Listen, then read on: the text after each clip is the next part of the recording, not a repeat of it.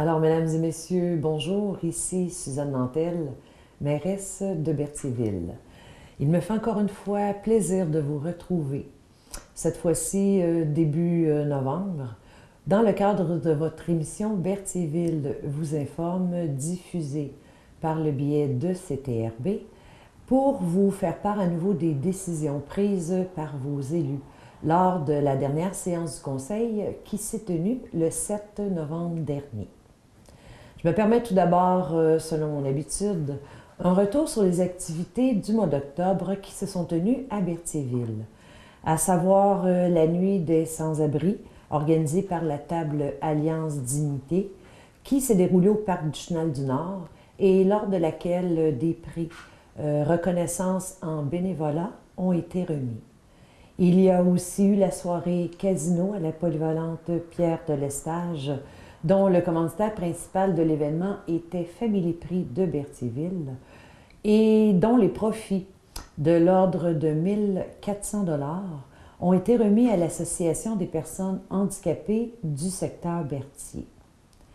Et finalement, en collaboration avec la Maison de la Famille et les marchands du centre-ville, la fête de l'Halloween qui s'est tenue le 29 octobre dernier et qui, malgré la pluie, a permis à plusieurs jeunes enfants de faire la fête.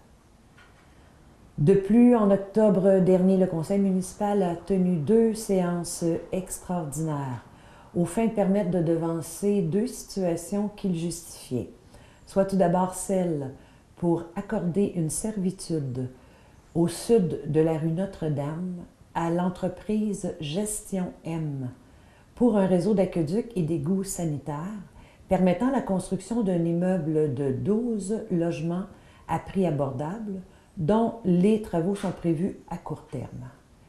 Et l'autre séance qui, elle, visait l'embauche d'une coordonnatrice à la bibliothèque municipale et dédiée au secteur culturel, en la personne de Mme Caroline Turgeon, qui entrera en fonction le 21 novembre prochain pour une durée déterminée de 36 mois.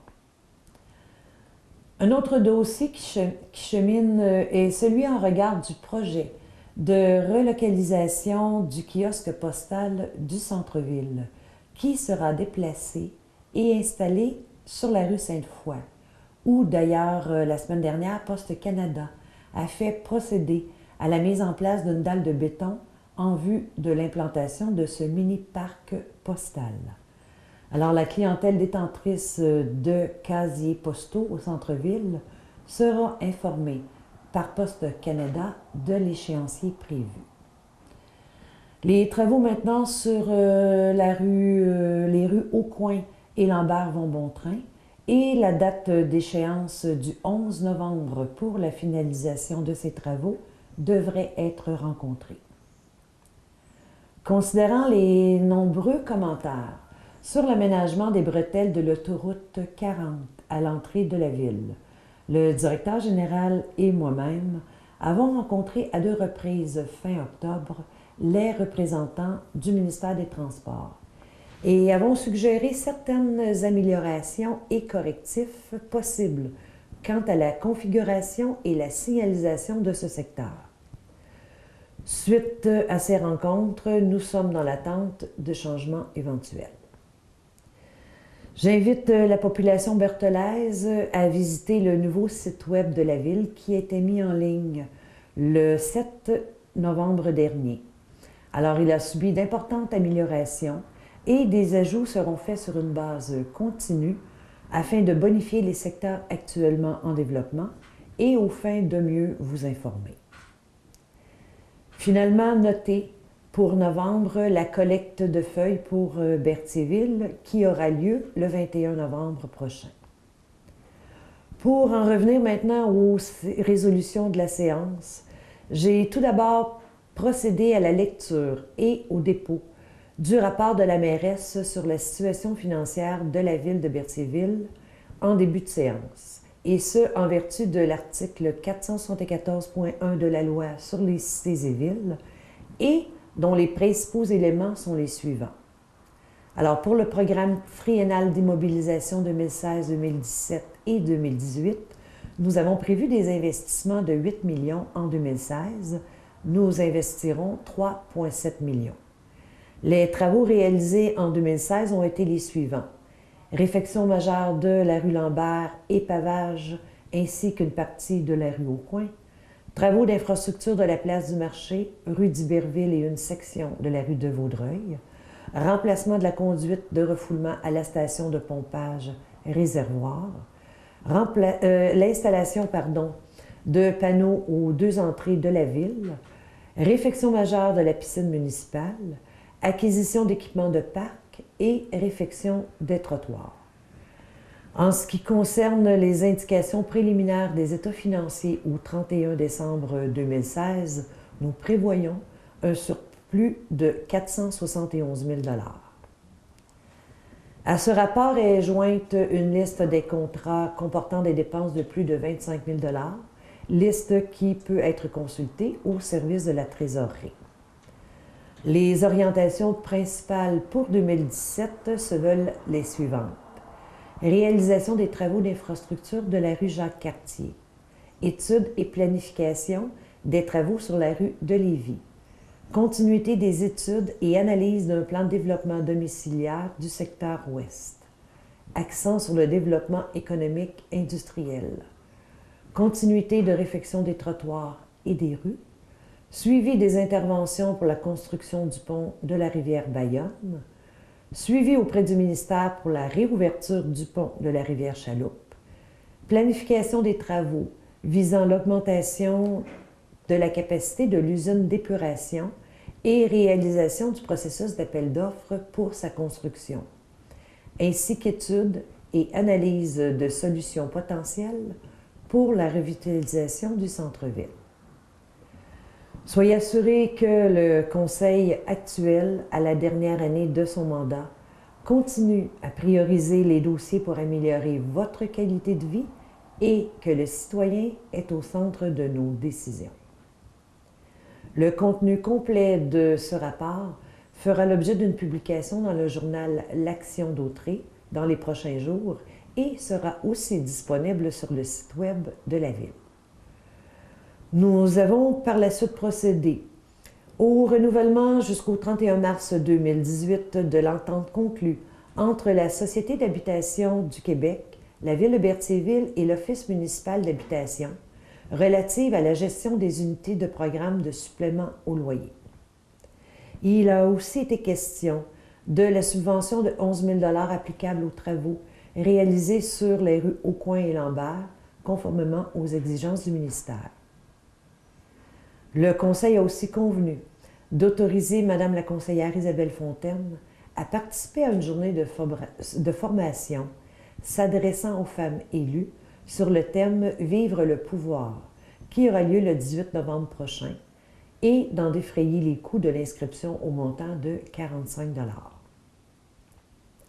3 demandes de soutien financier ont aussi été accordées en respect des éléments énoncés à la politique de dons et de commandites aux organismes à but non lucratif de la Ville. Celle tout d'abord du groupe d'entraide En toute amitié pour la tenue d'un souper spaghetti et d'un spectacle bénéfice pour les paniers de Noël le 24 novembre prochain, qui aura lieu à l'église de la Parole vivante à Berthierville, ainsi que celle de la Maison de la famille aux 4 vents, visant l'organisation du projet Fête familiale de Noël, qui, elle, se tiendra le 26 novembre prochain en matinée à l'école Sainte-Geneviève. Un montant de 200 $ respectivement leur sera versé. La 3e demande concerne la Société de récréotourisme Paul Berthier dans le cadre du projet de circuit cyclable des îles de Berthier. Le Conseil a autorisé, dès janvier 2017, le premier des 3 déboursés de 500 $ à titre de contribution financière pour l'année 2017. Il a aussi été résolu de demander au ministère des Transports, de la Mobilité durable et de l'électrification des transports de modifier le feu de circulation à l'intersection de la route 158 et de la rue Giroux, afin que le virage à gauche soit protégé, considérant que cette intersection est très achalandée, puisque c'est une entrée importante du secteur, et en raison aussi de la présence d'une école secondaire et de l'aréna. Le Conseil a par la suite adopté une politique portant sur l'assignation temporaire et le maintien du lien d'emploi en matière de santé et sécurité du travail, considérant que l'assignation temporaire est un moyen qui favorise la réadaptation de l'employé en réduisant la durée de l'absence de son milieu de travail. Nous avons aussi résolu de procéder à la signature d'un nouveau bail entre la Ville de Berthierville et le groupe populaire Déclic, suite à la rencontre tenue entre les deux représentants de ces deux entités. Des comptes irrécupérables de l'ordre de 745 $ ont été radiés par le conseil municipal en raison de l'âge de certains comptes dus relatifs à des facturations diverses à la Ville de Berthierville et pour lesquels les efforts de recouvrement n'ont donné aucun résultat et en considérant que des procédures judiciaires ne seraient pas justifiées dans ces dossiers. Le Conseil a aussi ordonné l'imposition d'une suspension sans solde de 2 journées à l'employé ayant le numéro 40-0023 suite au rapport soumis par le directeur général et greffier en ce sens. L'adoption du plan de sécurité civile de la Ville de Berthierville a aussi fait l'objet d'une résolution lors de la dernière séance. Maintenant, aux fins de refaire les infrastructures d'aqueduc, d'égouts sanitaires et pluviales, ainsi que de la voirie sur la rue de Lévis, le Conseil a retenu l'offre de services d'honoraires professionnels de les services EXP incorporés au montant de 7 400 $, plus basse soumission conforme. Le mandat maintenant pour le transport de neige de la saison 2016-2017 a aussi été accordé et les détails sur la liste des entreprises retenues apparaîtront au procès-verbal de la séance sur le site web de la Ville. Une modification à la résolution d'octobre dernier concernant l'achat d'un équipement pour l'usine d'assainissement des eaux usées par laquelle l'offre de Gérard Brunel électrique limitée au montant de 10 900 $ a aussi été autorisée. Au fait maintenant de respecter les normes de santé et sécurité au travail et du fait que le budget 2016 en prévoyait l'achat, il a aussi été autorisé de procéder à l'acquisition d'un équipement extirpant, incluant la fourniture et l'installation d'adapteurs certifiés aux 11 stations de pompage auprès de la compagnie Innova au coût total de 24 296 $. Une demande de dérogation mineure a aussi été déposée lors de la séance, demande qui a été refusée par le conseil municipal, dont la nature et l'objet auraient eu pour effet d'autoriser l'aménagement d'un deuxième logement sur la propriété du 541 rue Crémazie en zone 4R16, zone où seules les habitations unifamiliales isolées et jumelées sont autorisées.